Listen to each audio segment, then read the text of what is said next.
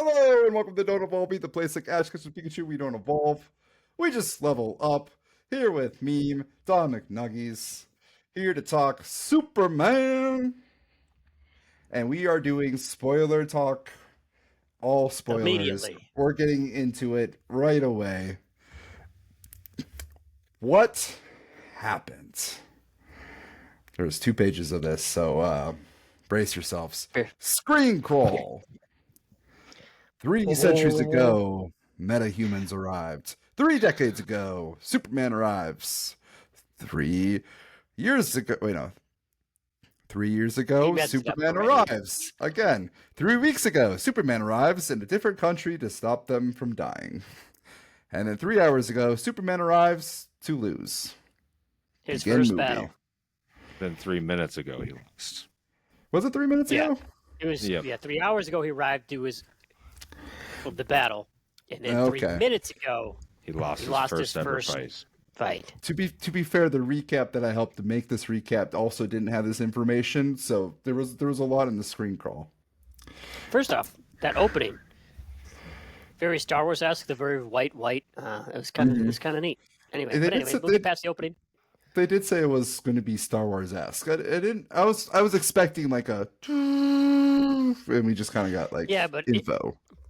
First of all, that's all the info you needed for Superman. No one's like, oh my gosh, how was Superman created? I really wish they would have made perfect.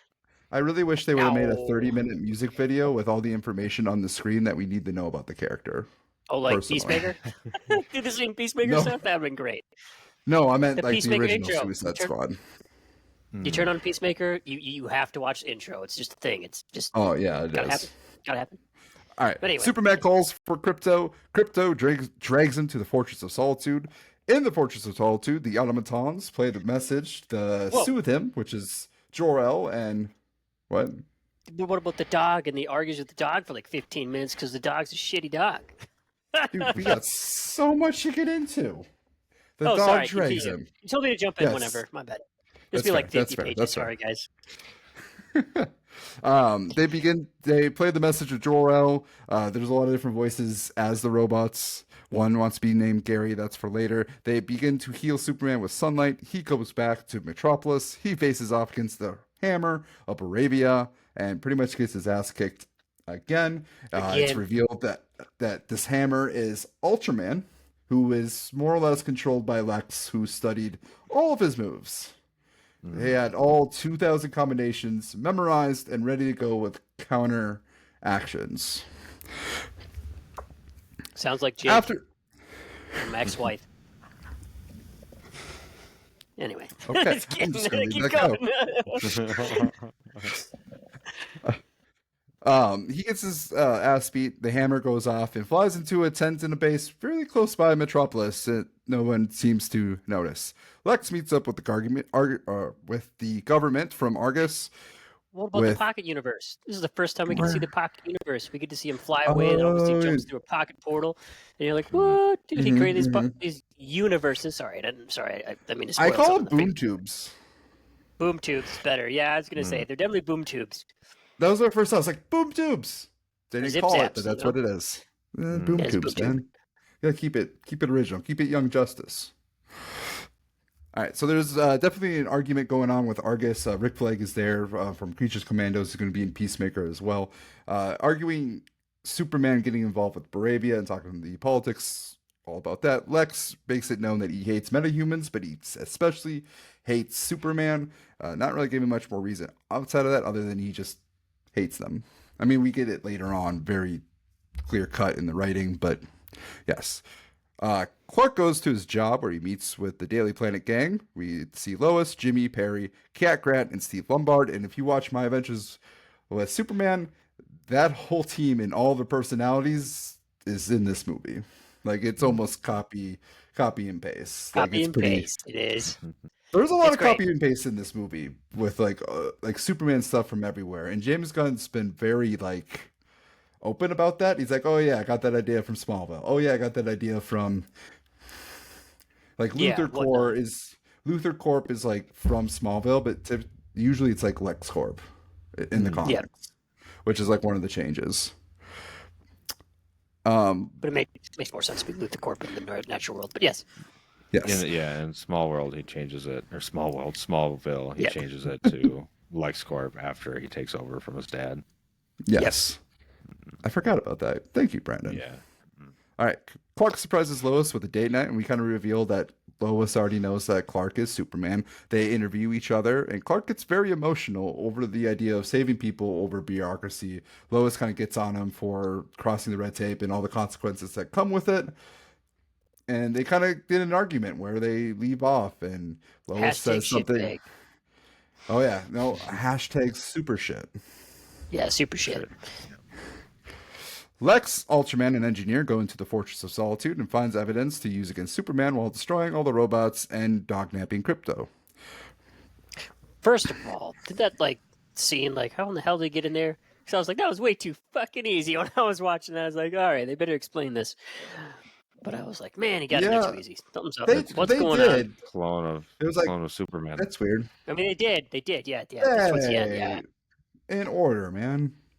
What? Calm down over there, Miym. You already called him Ultraman. I mean, that's everyone knows. They show it in that scene, and it's Ultraman. Yeah, okay, guy. Continue. You might as well just say he's Bizarro. Come on now. Oh, we don't know that. While Lex is busy with his while Lex is busy at the Fortress of Solitude, his goons let out a monster that very quickly turns into a kaiju. Literally next scene. Superman showcases his thought process as he's fighting this monster, as in look up.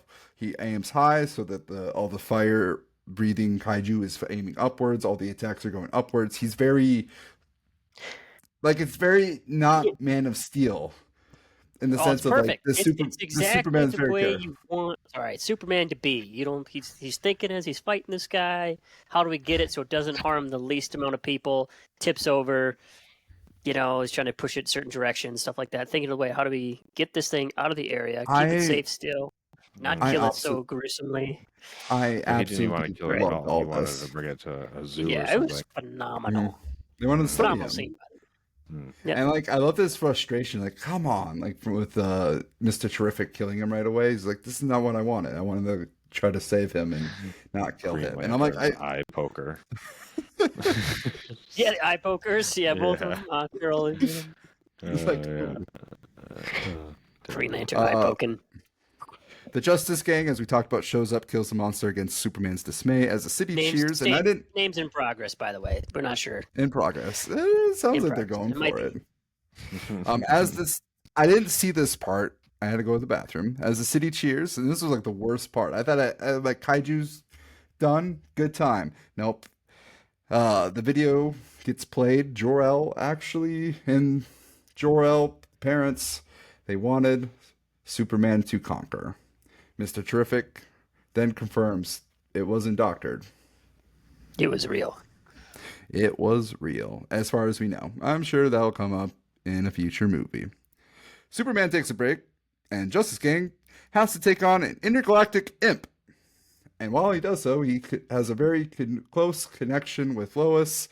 And there is the poster that we were like, who is that green monster in the background? And why is Superman not that worried about it? Well, he was taking a break. It was handled.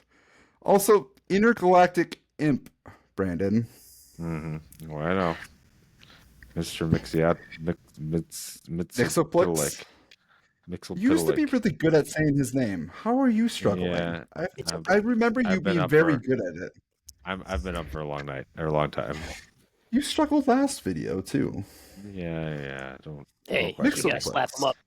Yeah. Mixoplex. It's Mixoplex. Yeah. I don't know if it was him because it doesn't look like him, but when they say intergalactic imp, I'm like, I know what they're doing. I know what they're hinting here. Also, James Gunn really likes. I'm pretty sure he is a big fan of Mr. Mixoplex, but I know Batmite's his favorite, which is literally the same thing, more or less. Peacemaker makes an appearance, and he disses Superman. Superman confronts Lex about Crypto missing because he just goes in. You missed the whole important scene about where he says, I love you, Lois. After the breakup little scene, he goes and says, I love you. It's cute. It's romantic. You feel it, but then she backs away. doesn't say a word. Just like I did with my ex-wife.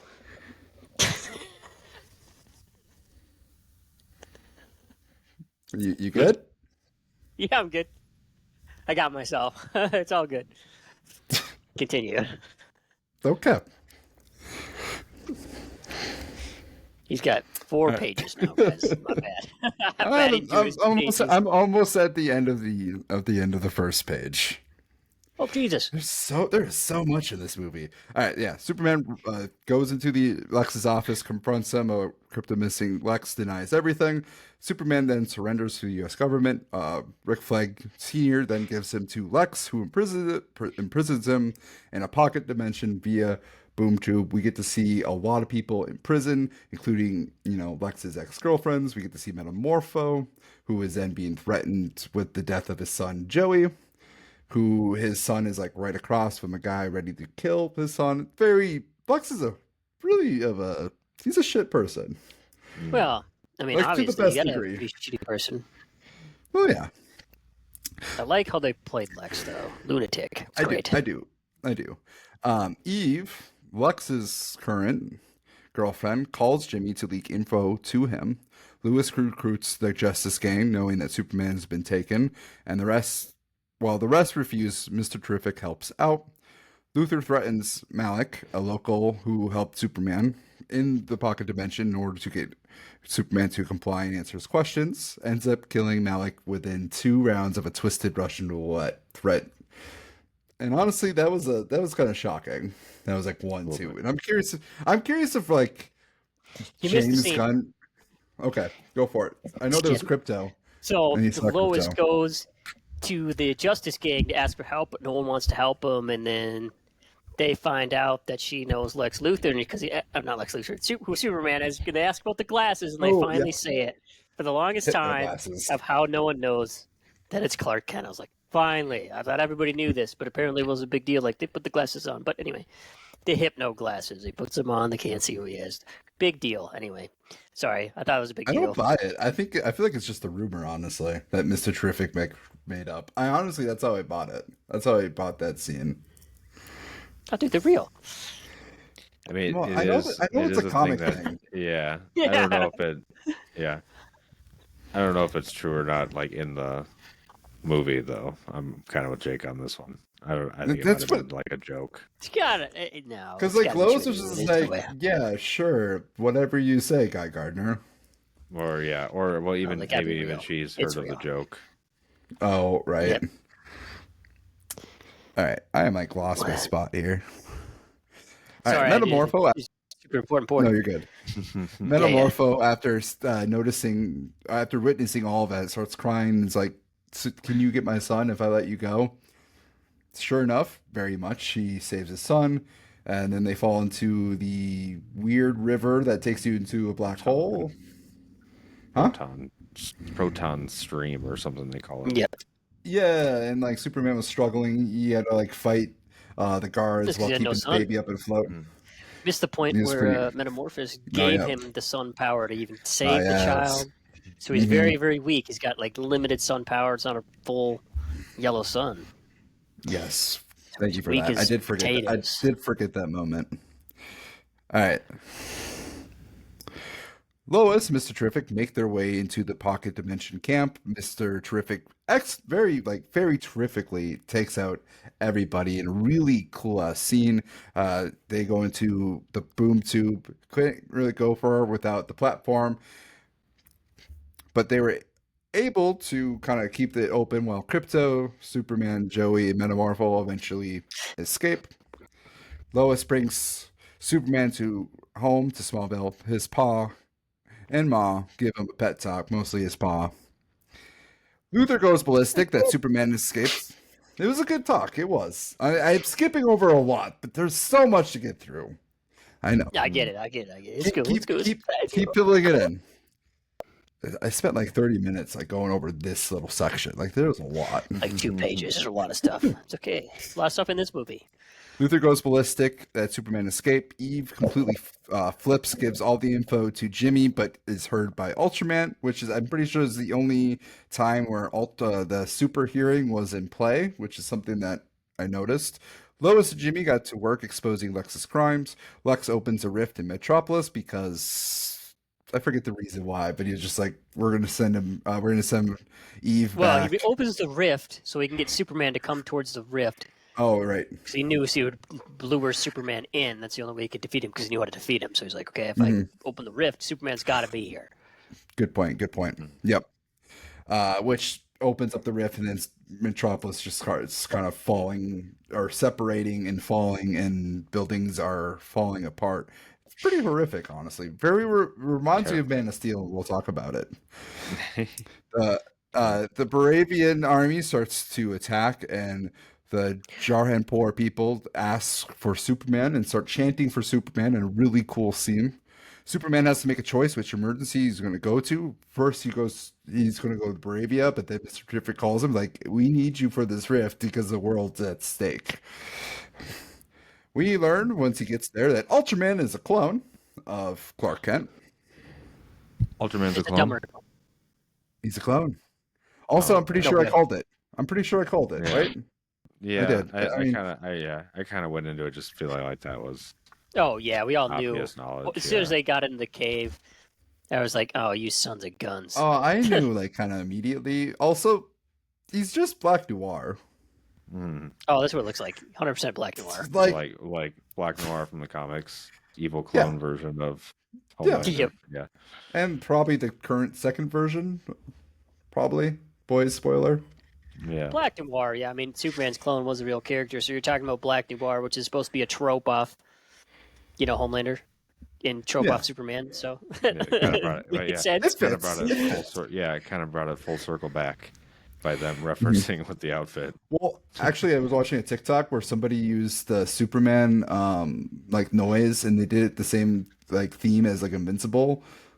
Like they're like, oh, it's, and then they play the sound instead of the name, and it's like, good job on Robert Kirkman. Originally they blamed Invincible for being like a Superman clone, but now they are taking Invincible's thing and copying it on the Superman. Like, good for Robert Kirkman in that show, because, yeah, and also good for the boys. Black Noir is now in the Superman movie. You guys are influenced the main lore, the main meta. Good work.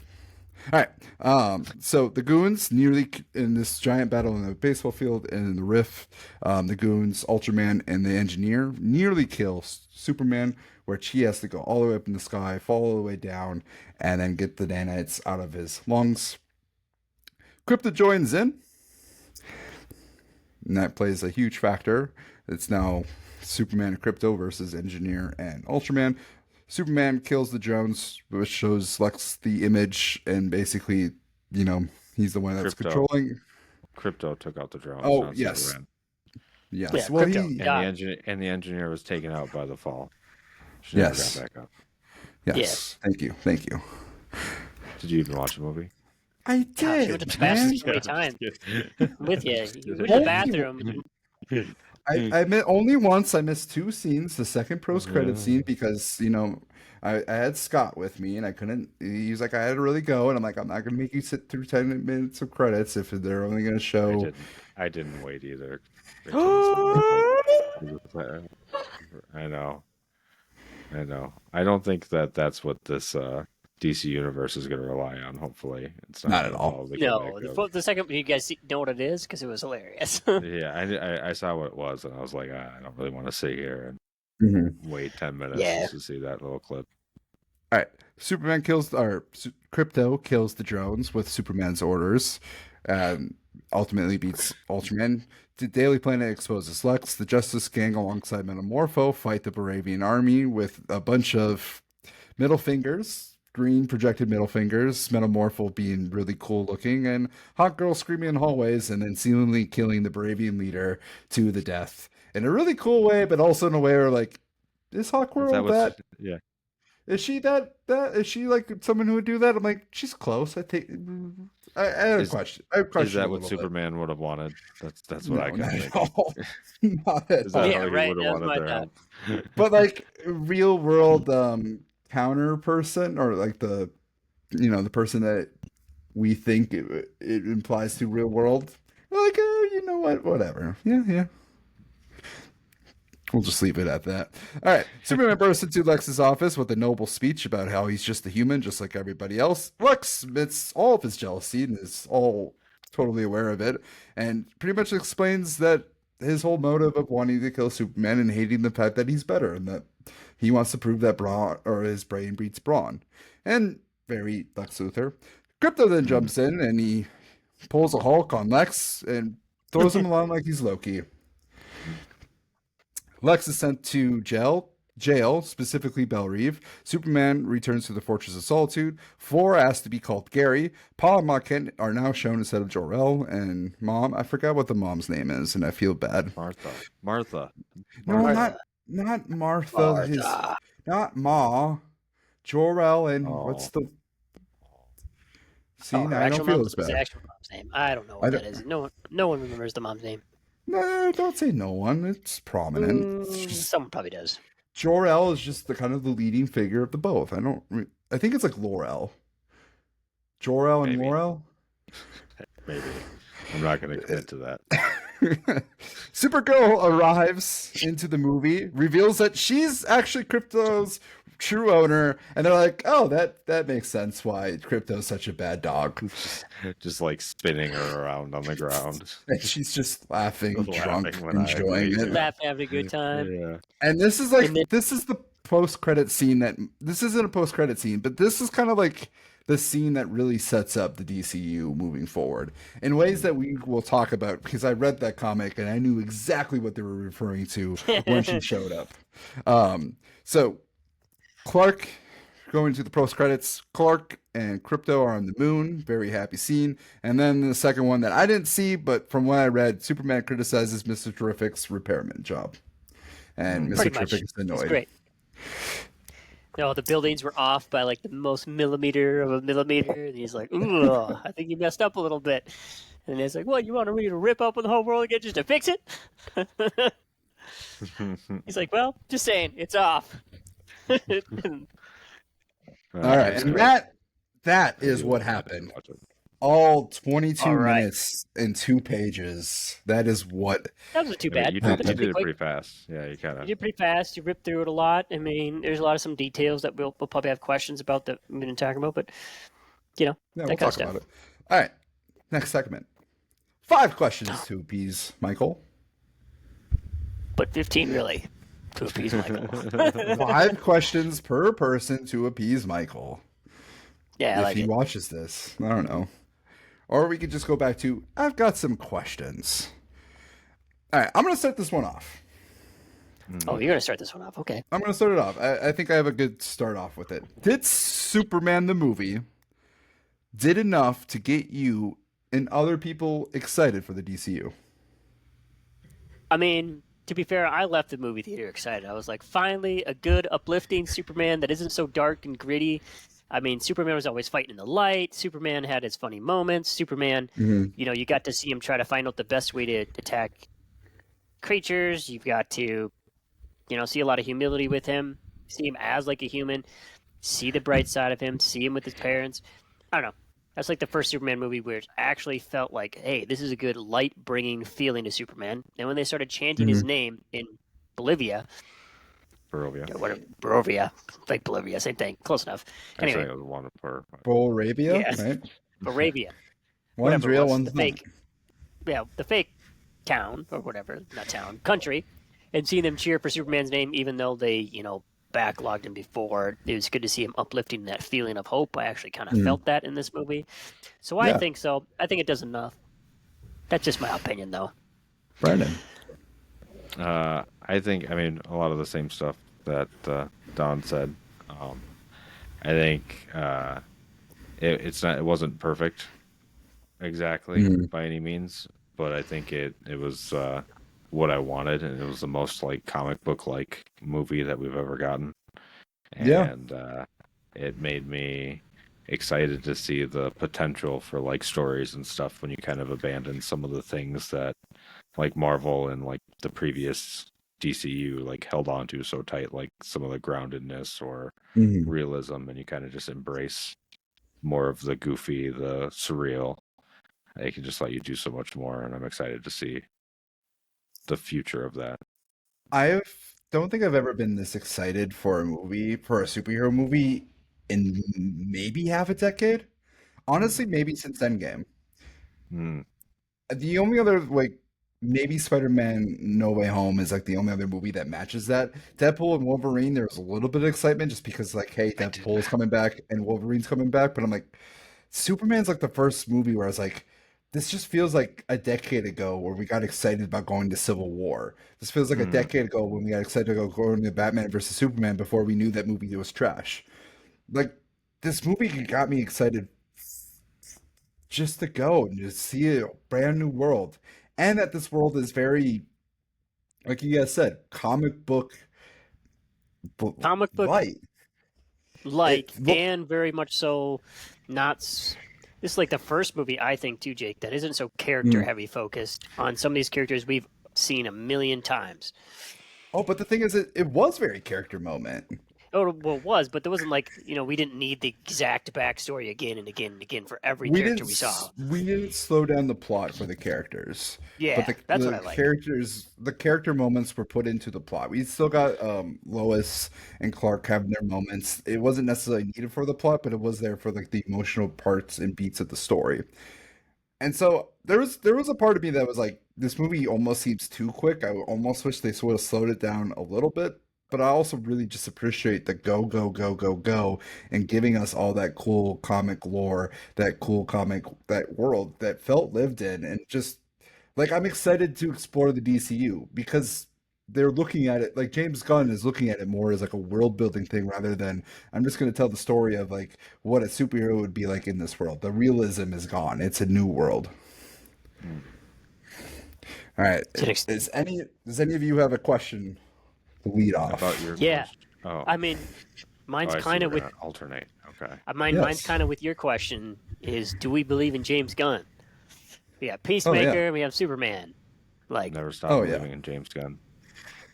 I, yeah, I I do mean, as have far as one directors question go, for I have a counterpoint.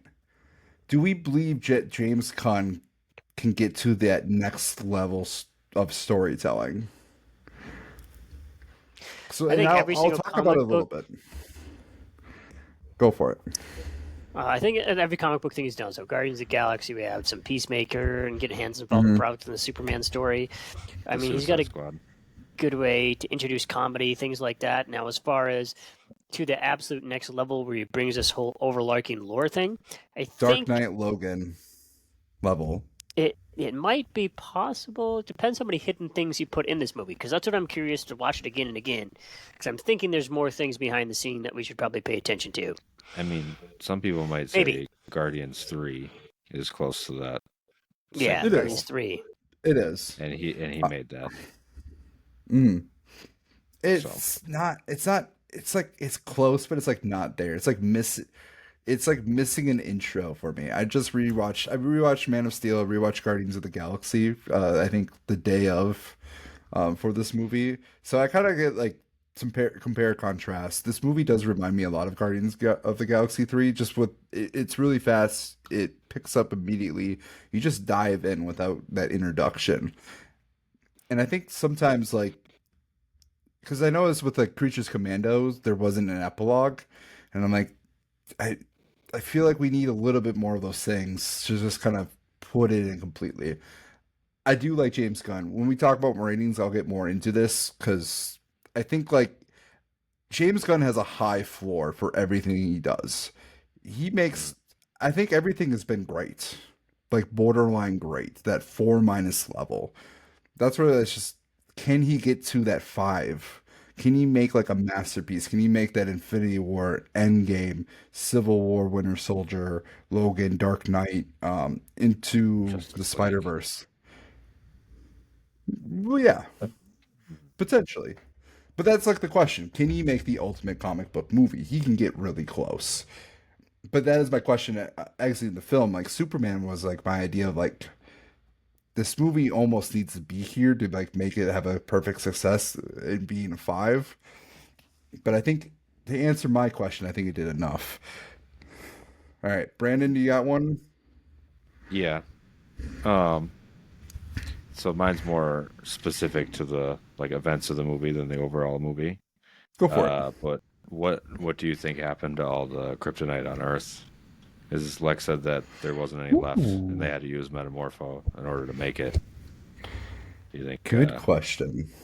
You think Batman's got some kryptonite hidden someplace? No, yes. I think Lex still has some hidden. He just told everybody there's none, or like it's kind of a hidden thing because Lex doesn't really ever go away with any of that. So here's my my have opinion. to like bring in a metahuman in order to simulate it, and then like go through all those hoops. Break off a if he just metahuman's arm. had, yeah. Whereas if he just had kryptonite, I feel like it would have been easier just to like have one of his goons stand in there with kryptonite than have him hold somebody else at baby at gunpoint. That's true. Yeah. Here's my thinking. I feel like kryptonite is always supposed to be a limited source. It comes from Krypton. It comes from, space. So what they have at Earth is what it lands in, like asteroids and meteoroids. So I'm assuming that either with Superman crashing there, or Kara crashing there, or some other meteorite crashing there, that's where it came from. They discovered it. They realized it affects Superman, but just wasn't enough to fully use, and Lex probably, used it all, or, Bruce Wayne got some. I do think Batman has one. I think, like, if he's existing and he's playing Batman, like, he's got one. He's just not. I mean, maybe. I think I was it's just gonna say, it's hidden who has something. I think that's one of the hidden things. yeah.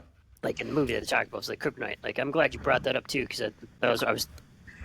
It's not one of my questions, but that's one thing I was thinking about was like kryptonite. It's a question. There's no way it's gone. You don't have Superman without kryptonite, because that's the only thing that really, besides himself, I guess. Well, and magic. He's weak to Magic. Yeah. And also he was kind of getting beaten like a little bitch this whole movie. By himself. By himself. Yeah. Yeah. That's like the question of, can God make a boulder so big he can't lift it?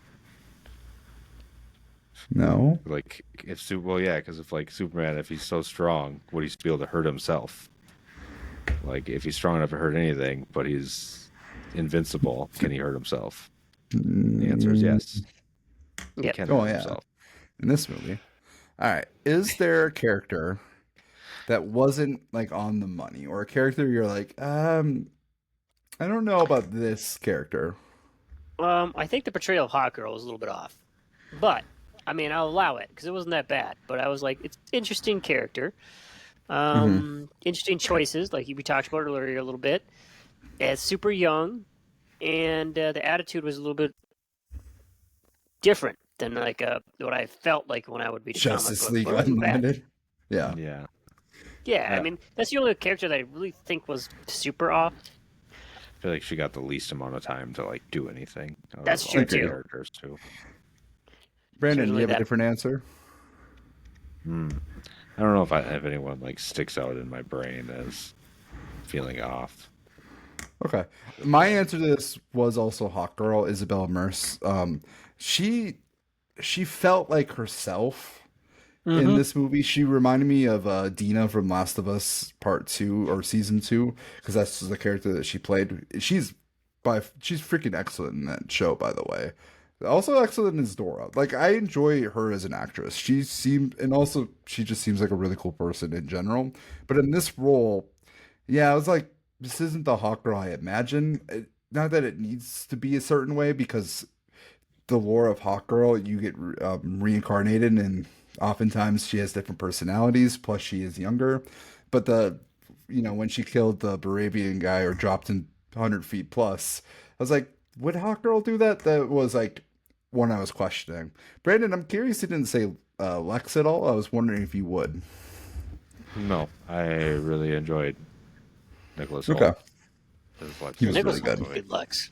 Yeah, I appreciated them cutting the what do you call it, the mystery or whatever of whether or not like he's a bad guy, and they just let us know like right off the bat that he's bad. He's a bad guy, and he's all in, like his whole plan and everything, like 100% in already, instead of going through a whole long thing where it's like, is he actually bad? No. I know you questioned a little bit, like initially in the preview, because he seemed a little bit cartoonish. How does that work for you? Because this was like a very he's pretty evil. Yeah, I think cartoonishly evil at some points definitely Yes, would say what with the it is. But I pens. think it fit the vibes of the movie though. I mean, it was very, I don't know, more comic booky to where like a more cartoonish character kind of fits more of the world to be more exaggerated. Yeah, looking at Lex, I was more thinking like in a somewhat of a real life scenario, you're creating like a whole other universe and stuff.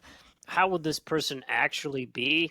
I mean, if you read some other stuff, like it kind of fits. If you think of the diabolical things that guy does, you're like, all right, that is about what I would expect. I think we're just really used to the Justice League Unlimited version of Lex Luthor, like that quiet. cartoon, where he's like more conservative. This Lex Luthor is not conservative. He's very aggressive, but I do really like how intelligent they made him. Like just how smart. Like he's for an aggressive Lex, he felt like a really superior intellectual being. Like he looked like the mental equivalent to Superman's brawn, and that's honestly just I don't know. I thought it was a really good performance. Is, really. We did like only ever see him in his own like private scenes, where he was like surrounded by people that like he let his guard down on. Like we saw the one scene with him talking with like the government or whatever, but otherwise we didn't see him like interact publicly or anything like that. Ooh, this actually goes into my third question. Do we like a static Lex? A Lex that doesn't get an arc, who's just a bad guy through and through? Or were we expecting more of an arc with Lex Luthor? No, I like a static Lex. I think when you look at like the scope of what this movie really was, because like we want to just say it was like the first Superman movie, but it wasn't. It was like the first DCU movie. Yeah. It had so much more like stuff that it had to fit in there and stuff. And I think trying to shoehorn in even more like character stories or stuff like that or whatever, like giving Lex more of an arc or making it would just make it even more stuffed than it already was. Like keep some of the stuff kind of simple and be able to like focus in more on the other things. And they already had so much exposition trying to set up the world. I think the way I took it is I understood why we had a static Lex, but I was looking forward to a little bit of an arc with him. Well, I think that's what you're going to get is more of an arc to Lex. You're going to get more, instead of this arc like, is he good, is he evil? You're going to get more like, he's evil, but how does he become a better evil? You know, those kinds of arcs, which I think it'd be more like how does he change from this to become more like that diabolical Lex that you've seen in the past? I think you get to see that kind of arc, and I think that's kind of what they're aiming for. Yeah, and that's what it seems like. Potentially. And that's what I would think. From that comic book's perspective, if you don't think Smallville out of count and all that kind of stuff, everyone, you know Lex Luthor is kind of like a big bad, like dark side and all that kind of stuff. So it's nicer to see a villain that's going to be always a villain, that's a villain, that we can all recognize, and maybe, I'm just saying maybe, I'm hoping James Gunn does this, is you get to see how to become a better villain. Kind of arc. I do cool. Expect we'll get that. I think I was just hoping for a little bit of an arc. I'm okay that we didn't get it. I understand it, but I'm like, I wish we got to see a little bit more because I really enjoyed this version of the character. I just wanted like a little bit more like, why are you this bad? What got you here? Brandon, I want to Odaize him. I want the backstory, man. I want to understand it. You want this to be the second movie, the second Superman movie, and you want there to already have been a first Superman movie that came out that gave us all this extra backstory and stuff. Yeah, maybe, or just like I think in a lot of ways, mini this movie does feel Christmas version, like a sequel. Can we get a Lex Luthor Christmas special? God. Just like him as a kid, like one bad Christmas where he decides, you know what, I hate aliens. Can we just see him like locking up all of his pets like in kennels, like that's stacked up, and you're like, oh, that's where he gets his need to imprison everything that doesn't go his way. Yeah, as long as they give us an extended scene where they explain where he got like his pen from or something like that. All right, who's got the next one? I do have the next question here for this. What do we think of David Crosnet? Hornsweat's performance as Superman? I loved it. I thought it was great. I loved the switch between Clark and Superman. I really just I liked his portrayal. He felt believable. He felt like he truly wanted to do good. I liked when he got upset. Like it was just a very believable. Like he was just frustrated at like Lois Lane, or he's frustrated with Lex Luthor. Like or the world sometimes too. When he tries to do good, you're like, I'm trying to help you. Let me help you. You know when he like. You want to know who he reminded me of a little bit? And Donald, you'll probably get this. Brandon, maybe not.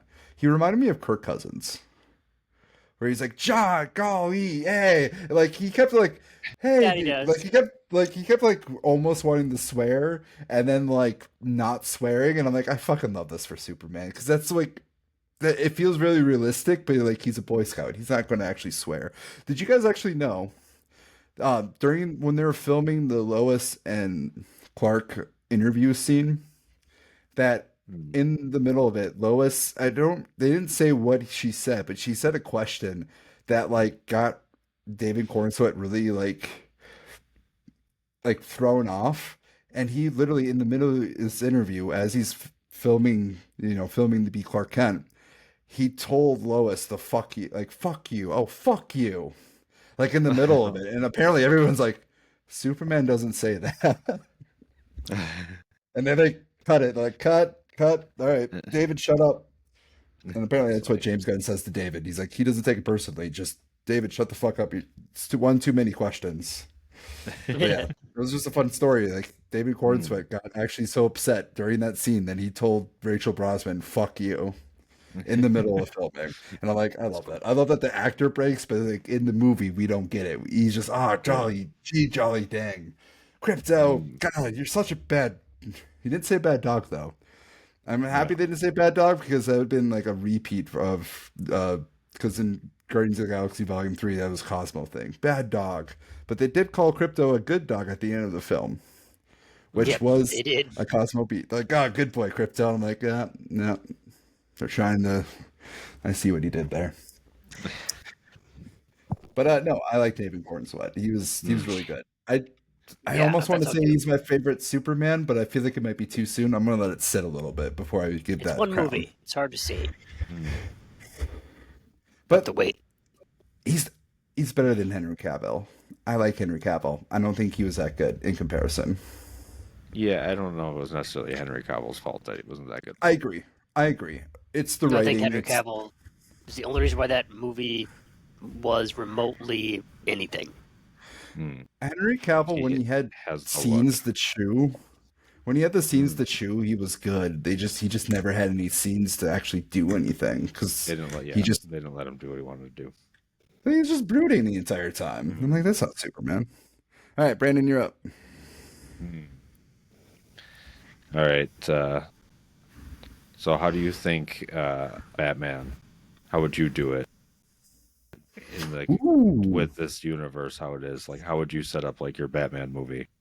I almost want to just be like, fuck you, Brandon. God damn, that's a good question. It's an excellent question. Okay. If I didn't respect Matt Reeves' wishes, I think Robert Pattinson's Batman would fit really well, and I think that would just make the most sense to tell. Like, I don't mind having two different stories, and I know that they're very different, but I would do that just for convenience. Now, if I respect Matt Reeves' wishes, how to bring Batman in the fold, I think you tell a Batman story where Nightwing or Robin, like, he already has a Robin. I would go Bat Family. I think that's the only Batman that really hasn't been told. Like, we've seen all the solo Batman films. We've seen him being solo. We've seen him being a one-man show. What is he like when he has to order around a teenager? What is he like with a Robin? What is he like with multiple Robins? What is he like with a Robin and a Batgirl? So it would be cool to just see him being kind of Bat Dad and organizing this team, and having more of a set team taking on Gotham, where maybe you have a Nightwing and then you have a Jason Todd. and then you have a Batgirl, and then like that's the team. Like that's how I would do it. I know he originally had a Damian Wayne, and I think that's fine because we haven't seen Damian Wayne. I'm okay with it. I'm okay switching the order of Robins and him being the first Robin, actually maybe second Robin, but more or less that's what I would do. Bat Family. Okay. I think from the Batman perspective, I think it'd be cool to see the hero's perspective from the Batman's view, because we really didn't get to see these heroes in the Dark Knight and a lot of these other Batmans. But like say, the Bat Family would be a good way to do it. But I think that outside perspective of all these metahumans, but how Batman, is the human amongst the gods, and you get a feeling of that. So when he like somehow comes with bravado to when he does things with these people or when they meet him or their family or whatever, I think the bravado meetings with these gods where he can seem to hold his own with them, I think would be a really cool introduction to Batman instead of, we know his backstory, all that stuff, but how does he play with the gods? I think would be the way to do this one. Or the metahumans getting more of a... But yeah, basically gods, but yeah, metahumans. But like, gods. Was it Killer Croc? Trying to think, Mr. Freeze, even though he's not a metahuman, but like, how do you deal with superpowers if you're Batman? I think that'd be really cool. Yeah. I think that'd be a dope villain. I like it. You get to curve. You get to learn how he thinks about these powers and how he knows he's going to, go into these situations. I think it's awesome. Sets his belt up, how he prepares for that moment. I think would be really cool. I don't know. I know James Gunn's been talking about Batman, and he's like, "This is my biggest challenge. I don't know what Batman I want to bring. Like, I don't want to be too campy, but I also like wanted him to be serious. But we already have a serious Batman. Where does he fit in? I think Bat Family. I think that's just the answer. I think you're on the right track. I think like animated series Batman. Yes, like the animated series. I think that's the Batman we want to see. Or like Batman 2099 or whatever. Already like in his Beyond, prime, Batman Beyond. Like living his life in Batman Beyond eventually. That's what we need. But in his prime, that like same kind of style, like Gotham and everything like that, like the more noir tones. I think not like super dark, but to have like more of the dark aesthetic instead of like relying on like super dark storylines and brooding. Which costume does he get? I want like animated series costume in real life. Okay, so black and gray. Yeah. Black and gray with the yellow and the weird symbol from... Yeah. I like the Rebirth suit, but I also wouldn't mind like a gray and light blue with the yellow symbol. I wouldn't mind that classic Batman. Either way, I think James Gunn's got it. Yeah, I am kind of sick of seeing Batman in power armor. I feel like we've done that a lot lately. Like, I want to see him in like more like traditional bat suits, relying on his own skills. Agree. Like Iron Man suits. Do you want to see Batman him? Beyond. He's supposed to be a thick Batman, by the way. This Batman's supposed to be thick. If Donald, did you watch Creatures Commandos? Yeah. Okay. Do you remember the outline of Batman? Mm-hmm. Thick Batman. I don't know who it's going to be. Thick. Like a mix of like Frank Miller's Batman and the animated series. All right. Here's a question for you guys. What character in this movie deserves a solo film? Supergirl. Not Supergirl. I see what you did there. That's what I'm most excited to see. Oh, I'm excited to see that movie, by the way. Give us a better Green movie Lantern about Legion of Doom. That too. I have two. Okay, so I didn't put Guy Gardner on there because he's going to be in Lanterns. Like, he's got a spot. Yeah. And I'm excited for both Hal Jordan and Jon Stewart to be like, fuck you, Guy Gardner. I was rewatching the scene where I think it was Young Justice. They're like, all right, we need a person for the Justice League. What about Guy Gardner? And both Jon Stewart and Hal Jordan are like, no. Well, no. Fuck Guy Gardner. I'm like, it makes sense. Yep. Mr. Terrific is my answer. If it wasn't like Mr. Terrific. He's probably like my standout character who is like, God damn, I didn't think like we had him in the Arrowverse, and I thought that character was pretty good. But the way like just the coolness of this actor, the style, the T-spears, I'm like, God damn, I didn't think this character could be this cool. Fuck yeah, Mr. Terrific. Oh, that scene. Yeah, like you said that you were talking about. That was the classic James Gunn needle drop scene. Oh yeah. Where he puts up the shield and just starts taking everybody out. Yeah, that was dope. I'm trying to think like who else would be like Lex Luthor. Obviously, Supergirl. We're getting Lex Luthor, Legion of Doom would be sweet too. An evil villain story. Nicholas Hoult with an arc. Huh? He learns how to be a better villain. Hey, that's something that Marvel hasn't done yet. It's like full-on villain movies. Thunderbolts. I don't know if I consider them to be villains. That's a villain movie? Seen that. Yeah, I still haven't seen it. And That's a hero movie. Yeah. Thunderbolts. They're the Avengers, man. I mean, the three of them were like villains. That's the key word there. Well, they were still villains in the movie, and they were more or less kind of got thrown in. Yeah, Mr. Terrific definitely needs his own movie. I'm trying to think, like Hawkgirl wouldn't be bad. I think Isabel Merce would be really good for a Hawkgirl like show or movie. I think she could be the lead, but I don't. The character in the movie didn't like leave me wanting more. All right, here's one for you guys. Jimmy Olsen. Second question. Oh, okay. Jimmy Olsen dating series. Yes, I'm in 100%. 10 out of 10. Like, even if it's just like a mini series, like 3 or 4 episodes of Jimmy Olsen going on dates. First one being with Eve and him just running away. I don't know. I think it would be fun. I don't know. Jimmy Olsen was fun, but we didn't get a whole lot of them. Not a ton, no. No. All right, Donald, you're up.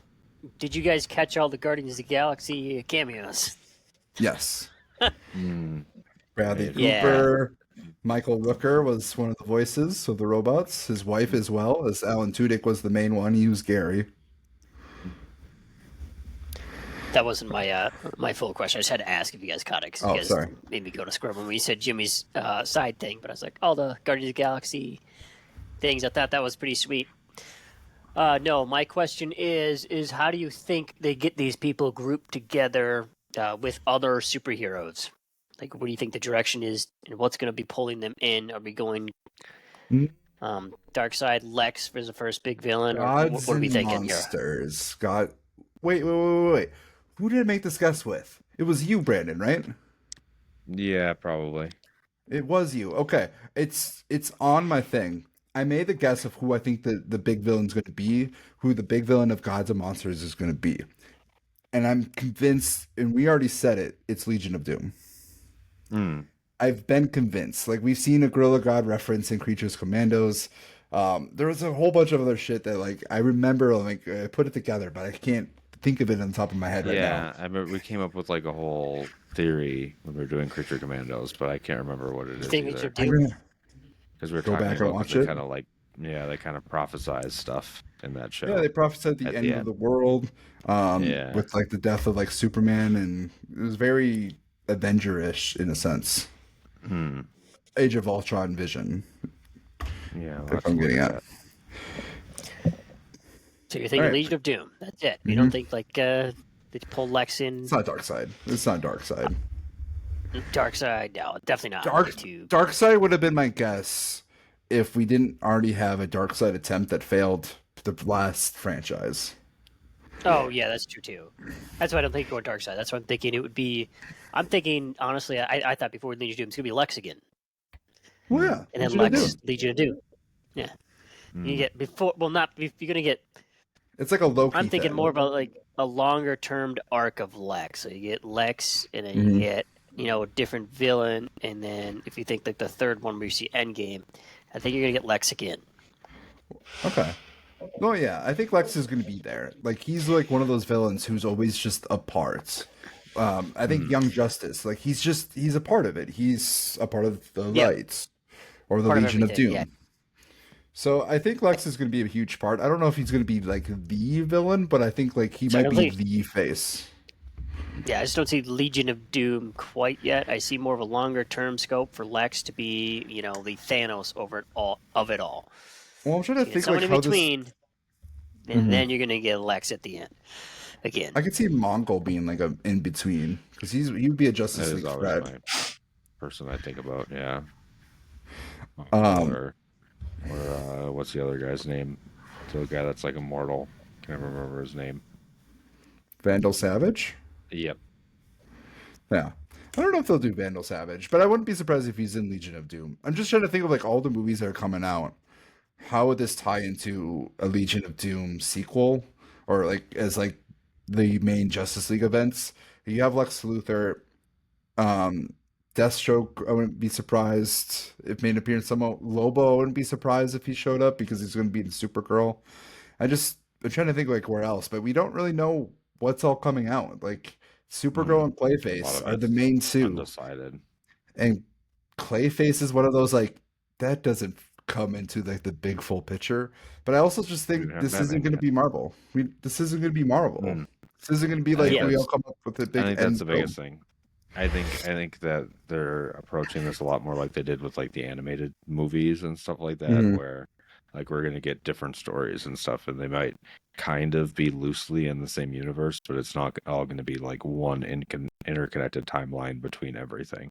Well, like this movie already had like those pieces kind of put in. We have Peacemaker in appearance. We have Rick Flag, bits and pieces, but I don't think it's going to be quite as hard and fast like Marvel tried to do. So I think that's where they shot themselves in the foot so much. Yeah, especially when the end of the world's at the world's at stake, and then like no, but none of the heroes show up. Like, and I'm really happy this wasn't like this was end of the world, but it's very like short lived.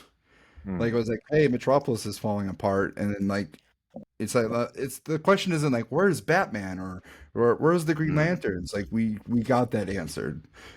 It's believable. Yeah, that's where I was thinking more. You're getting Eclipso first. You're getting the god.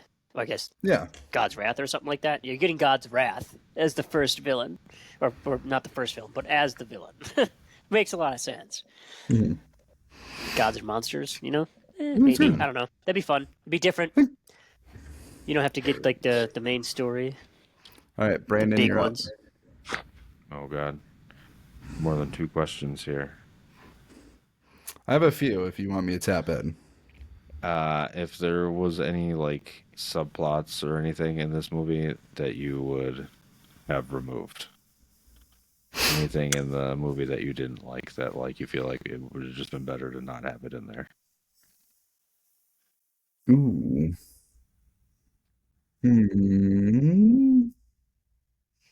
I didn't really hate anything. These small subplots here. Yeah, even things that you just think that...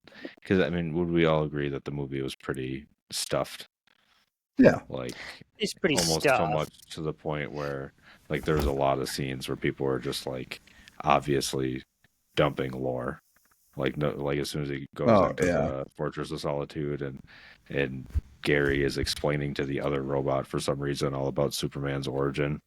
Like, well, she was new. They don't know what's going on. Yeah, it was a new robot, like, Bradley remade. Yeah, but there was a lot of that. That kind of stuff I can see getting rid of, like some of that. But I think it kind of made the movie.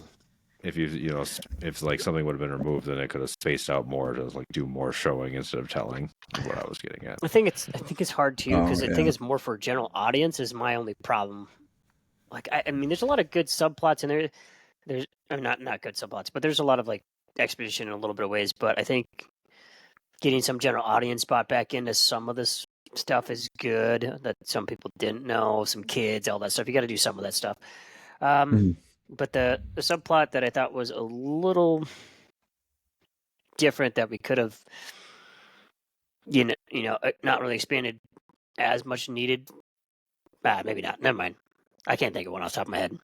That was super bad. I'll just think of one. I'll state one that I'm questioning that was kind of a question of mine, and we'll answer it because I have a better question. I questioned Crypto a little bit because I like seeing him, but I'm like, he's a huge character that. I'm like, if you get rid of him, I know it changes some things, but I'm like, I don't think it ruins the whole film. He did have a bit of a mascot-y role, kind of.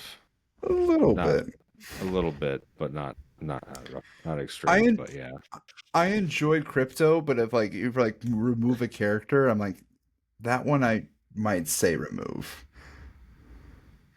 It is a Nepo dog, by the way. Just because it was James Gunn's dog. The guy really loves to he really loves to cast his family and his friends. And I'm like, he even did it to the dog. Gotta get him in there somewhere. It was good. I like the story behind it, though. I'll be honest. Okay. So the crypto thing, you guys are all good for? Like, didn't see any issues with them? I mean, I enjoyed it, but yeah. I mean, could have given without it, but no, I think I enjoyed it. I think it was going to leave it there. It's good to have the dog. I kind of like the idea of it. So gave him a little John Wick moment. Not voiced by Dwayne The Rock Johnson. Yeah. Yeah. All right. I have a bunch of questions, but I'm gonna leave my last one. What is the best villain choice for a sequel, Superman 2? Who's like the best choice after seeing this movie? And this is kind of the thing that me and Brandon did, the superhero or the villain draft for Superman for a trilogy. You guys did a villain draft for Superman? Yeah, I think you got Brainiac. I gotta bring it up. I got Bizarro. Bizarro was my first choice. Mr. Mxyzptlk and Superboy Prime. Is that 4 or 5? Ooh. I think that was 4. I'm missing somebody. Oh, Toyman. Who did they? Oh yeah, you did get Toyman. I think did I get more? Well, I would say who are they going to next? For my second movie, I'll stick with my pick. I still want Mr. Mxyzptlk and like the Toy Man and some other random like lower level villains, and just have him like Superman trying to deal with like his regular crew of rogues while getting screwed with by Mr. Mxyzptlk. Lobo, Doomsday, something like that. Not Doomsday. Doomsday was like 15th on my list. He was like last on my list because I'm like, no, Doomsday is very one note. I'm sick of seeing Superman die. That too. Doesn't have to do it. I like Brainiac. I want to do General Zod. I like Mongol a little bit. I wouldn't mind Lex again, but I feel like you need somebody else, like another player that needs to be brought in, which is where a General Zod would show up. Brainiac would be great for the Jor-El whole subplot.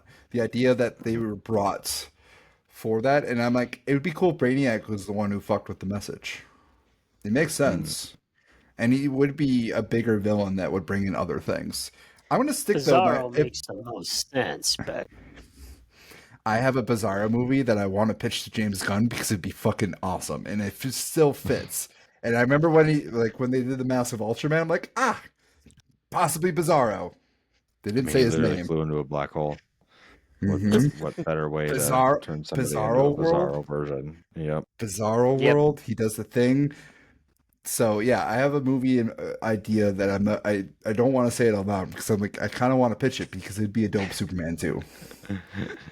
Brandon, like you've heard bits. Would it not be dope? Yeah. I like my idea more. I like Brandon, or I like Mr. Mxyzptlk. I would be ecstatic, and I think James Gunn would. I wouldn't be surprised if he did it. He is the guy who would do it. But that would be fun. It would be a fun movie. Basically, my pitch for Bizarro is that like, bitch. You're a bitch. My picture is all right. I'm listening. It surprised me with Supergirl. My pitch for Bizarro is the idea of like, it's not necessarily a Superman movie. It's a Bizarro movie, but it's through perspective of Bizarro thinks he's Superman and what that would look like, and how the world would turn on you as the movie goes on. So like, it's not Superman 2, it's a Bizarro movie, and that's the gist of it without getting into more detail.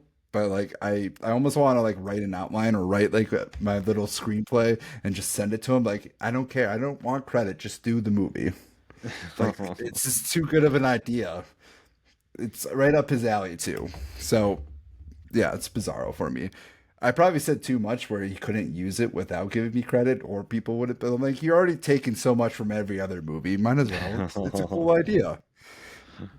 I don't know. Like, wouldn't you? I don't know. The idea of like Bizarro just like infiltrating Superman's world and then the whole world being like, why are you so off? Why are you so weird? But Bizarro not getting it and like the audience isn't aware that it's Bizarro and like seeing it slowly unravel would just be, I think that'd be fun. That's just me though. All right. I got my 5 questions. Donald, Brandon, what do you got the fault or the finish up? Finish up as far as questions go. Oh man, I think we pretty much captured everything that I would want to ask. I don't have anything that was on my list that was different. Let me take a look. Are we going to say that Ultraman's Bizarro? Question. I mean, it seems pretty likely that's what's going to happen. There's no doubt that he's Bizarro. I have one last one we can end on. All right. Who else should join the Justice Gang? We have 4 members.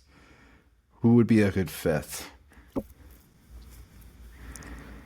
I don't know if I want more people to join the Justice Gang. No, but that's like it's the JSA, right? That's how I'm taking it. Yeah. So it can't be Justice League members. They did. I don't know if you noticed. I didn't really notice, but I saw a thing that said in the scenes in the Hall of Justice or whatever when they're talking, when Lois is talking to Hal, there's a mural on the back wall that is just all pictures of other heroes that have been in the hall. Really? Yeah. Yeah. Who's apparently the only one that the person I saw or whatever that they could make out was what's his face, the tiger guy, the boxing tiger. Why can't I think of his name? Oh, Wildcat. Wildcat, yeah, that was the only one that. Or no, or was Wildcat? No, it was Wildcat. Yeah. Okay. From like Brave and the Bold. Yep. Yeah. But yeah, so was a previous Justice from the. No, I don't think so. From the so there was a previous like Justice Society in this world, and that was their headquarters, and the Justice Gang is the new people taking over kind of thing. All right, you guys don't have Peacemaker? Was an option that they turned down? Yeah, Rat King 2. Rat King 2.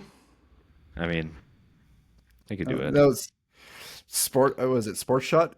Idris Elba's character, I feel like would be a good hero if he decided to turn that way. Bloodshot. Is it Bloodshot? Yeah, come on, guy. I'm sorry, man. It's obscure. I know I should be better with that. He's the one I never read about, but I think Idris Elba would be dope for that group. I think he'd be really good. He'd be better than Peacemaker. Yeah, but Peacemaker would be hilarious. But he's doing his own thing. I don't know who else is like in that world that would make sense. I'm trying to think. Well, we just don't know enough characters yet. True. Or Ice, the comic book character, dates Sky Gardner. Yeah. Oh wait, no, I have my answer. Mr. Miracle. Mr. Miracle. Isn't he like an OG member? Mm-hmm. Yeah. And Big Barda, of course. Gotta get her in there as well. I want those two. I want a Mr. Miracle. Like that would be a fun series if they were to do that. If they're going to do Darkseid, I think it's going to be through Mr. Miracle. Darkseid is, if you know, you know, and if you know, you probably read Supergirl, Wonder Woman of Tomorrow. Let's talk about it before we get into ratings. Supergirl.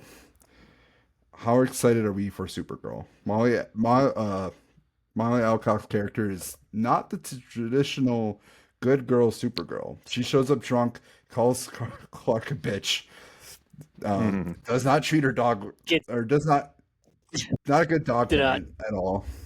Yep. Yeah, I think it's just honestly, I'm excited now. I don't know what it was, but I think it gives you a different perspective. Supergirl. Yeah, and I kind of like that idea. Okay, so I read this comic. This Tom King is excellent. He also wrote Mr. Miracle as well, which is why I said Darkseid is. If you know, you know. Supergirl, Woman of Tomorrow is a story that starts off with Kara being drunk on a planet celebrating her 21st birthday. So, and she's very edgy. She's very like traumatized from what happened as a child and then growing up on a planet. The story starts with this character. I I forget what her name is, but the main character isn't Supergirl. It's this girl on this planet. Her dad gets murdered. It's a farm girl on this planet. Her dad gets murdered, and she wants revenge. So she goes up to Supergirl. Is like, "You are a hero. You're gonna help me, and we're gonna go across this galaxy so I can kill my father's murderer." And as they're doing this, as they're going across the galaxy, we get all these different like stories. And I remember one issue just being one of the saddest things I've ever read. It was like a 10 out of 10, 5 plus for a comic. And I'm just excited to see that on TV. And I'm really excited, or in a movie. And I'm really excited that they had this scene. One, because it made sense for Crypto. Made perfect sense. From a behavior guy, where it's like, why is this child acting so weird? And then you see the actual parent, and you're like, oh, that makes sense. As they said in the movie. So it's just cool. I'm like, oh, I know what they're teeing up. I know they're setting up. So I want to know what you guys' thoughts on it. All right. Any final thoughts before we get into rating and our rewards? Awards? We're not giving them rewards. Well, it was exciting, and I was happy. It was great. I mean, I felt like it was a good kickoff to the DCU, or what do you want to call it, the universe? DCU. Yeah, it is. DCEU is the old one. The last one. Yep. Yeah, they dropped the letter. Made it more streamlined. Yeah. Made it more friendly to say. Like MCU, DCU. All right, what's our ratings, guys? Who wants to start off? I mean, I'll start off. I'll give it a 4+. 4+, okay. Donald? Yeah, I'm solid with that. Yeah, I did a solid 4. Not quite the 4+, but a solid 4. I mean, you're bringing this in together. You got me excited. I mean, really good. There's subtle flaws, but 4. I can see a 4+ too, but it is solid. I'm in a range because I'm like, 1, the floor is a 4-. I'm like, it's great. It's James Gunn great. It's his typical film. I'm like, I don't think it's elite. I think it misses a little bit. And maybe that's just, I don't know if there's any first superhero movie other than Into the Spider-Verse that's that 5. I can't think of anything that hits. So for me, I gave it a 4 solid as of right now. Like, it might go minus, it might go plus, depending on how I feel about it the second time I see it. I think that changes a lot. But like right now, I'm like, it's just a great movie. And it's a great start. This is exactly what we need for the DCU. I wish it was like a little bit better. I wish I was saying 4+, but I'm like, I can't. There's nothing I can really complain about. So yeah, 4 solid. And then Brandon gave it a 4+. All right. MVC, most valuable character. Do we give it to anyone else other than Superman is probably the question. No. Okay. That's an easy one. This is why I came up with MVS, because I was like, yeah, no, it's a Superman movie. David Cornsweet got it down. We need to my next one. MVP, most valuable performer. As in, who's the best actor in this movie? Who killed it the most? This one, I think, is there's competition. Yeah, I mean, Lex really chewed up the scenes. I agree. Yeah, I mean, Lex at the scene's great. I will say Green Lantern did a pretty good job for that Green Lantern. No. Are you giving it to Nathan Fillion? I might give it to Nathan Fillion, but I'd say Lex did better. But if I'm not looking at Lex, I'd say Nathan Fillion did a pretty good job playing the a-hole Green Lantern. I gave it to David Cornsweet. I think he just did the most with the... No Superman, but guys. Yeah. We're going to choose Superman for this one, too. Yeah. I am. Wait a minute. Wait a minute. We set the stage. We made a Can't second be role. Superman. Make it a second role. And he's like, watch this. No, this is most recognize somebody valuable else, performer. This is actor. Okay, different. We're going MVS next. All right, hear me out. Nicholas Hoult is awesome. He's my number 2. I almost put him 1. The reason why I didn't put him 1 is I just feel like David Cornsweet killed it. Like, I think just I think he just nailed it as an actor. I think he chewed up the most scenes. I think he did the most. Nicholas Hoult is my second. I almost gave it to him. Rachel Brosnan is my third because I think she killed it as Lois. She was very believable. I don't remember the actor for Mr. Terrific, but I think like he did great in his spot. Nathan Fillion's on my list too for number 4, but I had to give it to David Corn. So I just feel like his Superman had an arc where Nicholas Hoult didn't. I seen the same note Nicholas Hoult, whereas like I seen multiple notes for David Corn, which is why I give the performance to him. All right, this is where we're getting to the non-Superman award. Yeah, the one that we already answered. The MVS most valuable Superman, and I give it to Superman. I'm sorry, guys. Yeah, Superman. I'm just fucking with you. All right, most valuable support character. This one I think there's actually between two. Superman's clone. We're not quite Superman's kidding. Yeah, Ultraman. Yeah, Ultraman. The way that David Forsythe was able to just show the blankness in his eyes. Yeah. It's gotta go to Ultraman. I should put him as the MVP. Most valuable sidekick, Jimmy. Ooh, Jimmy's a good one. Jimmy was great. I liked the actor. Jimmy's not on my list actually. But I thought it did pretty good. But I gotta give it to Lois, right? Mr. Terrific. I was between Lois and Mr. Superman. Terrific. She literally saved Superman. Like if she wouldn't have done that, she did. Which is why she's number 1. Jail. Yeah, but she wouldn't have done it without Mr. Terrific. Yeah, she needed help, but they wouldn't have done it if she wouldn't have pushed them to do it.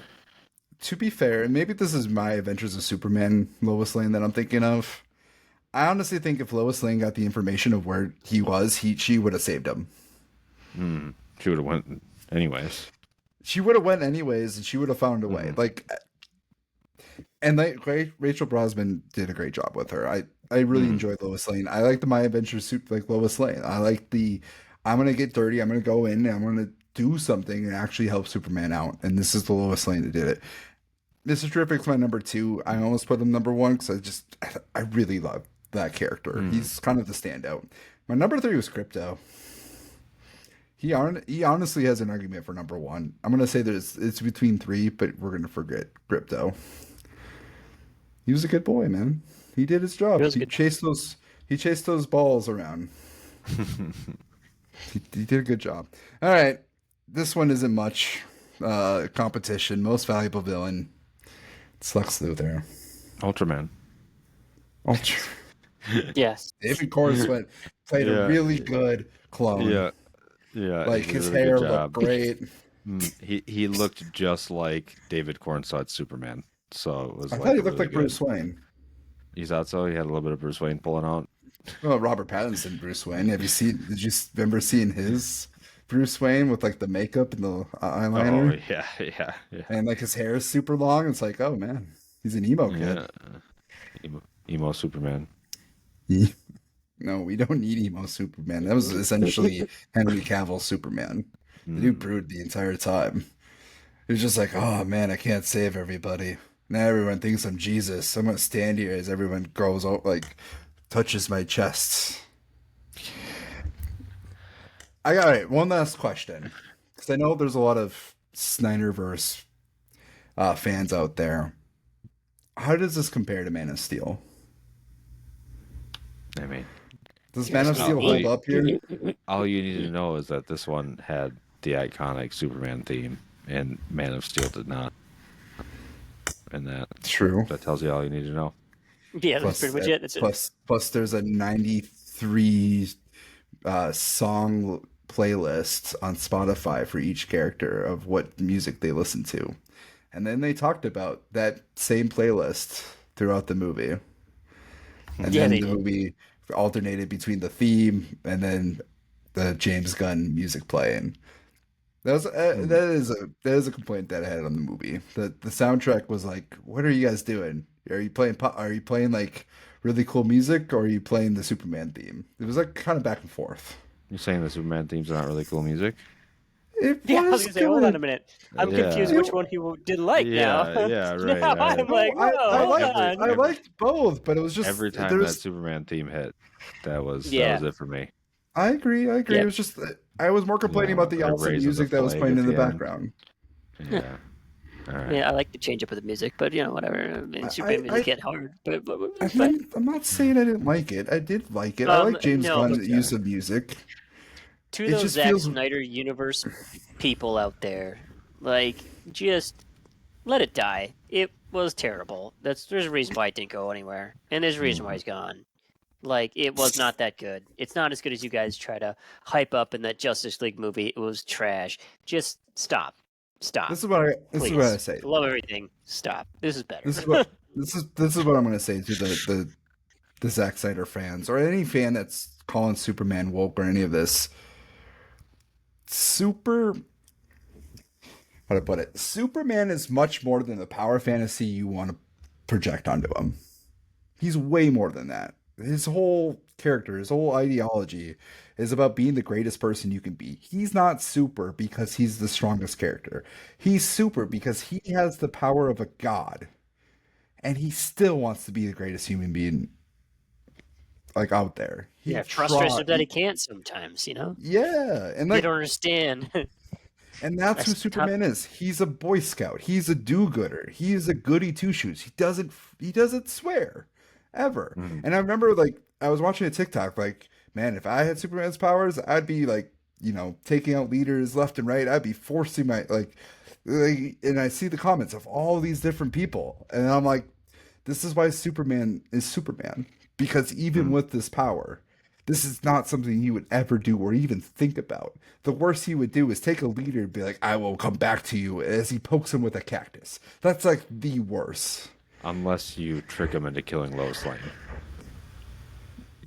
No, Brandon, we're not doing him justice. We're done with that. No more power fantasy Superman. Though that comic in that series is really good, and I did enjoy that ride. No. So yeah, that's my statement. No, Superman, I think you get a better real. Than all of us. Yeah, you get a real Superman here that you can feel stopping the war. People are about to die. That whole scene where it's they were going. If I didn't do anything, they're dead, and I couldn't let that happen. I love that frustration from him. Such a good scene. Yeah, I mean, you got Superman, and it was all the fight scenes were in light. It wasn't dark, lit, gloomed.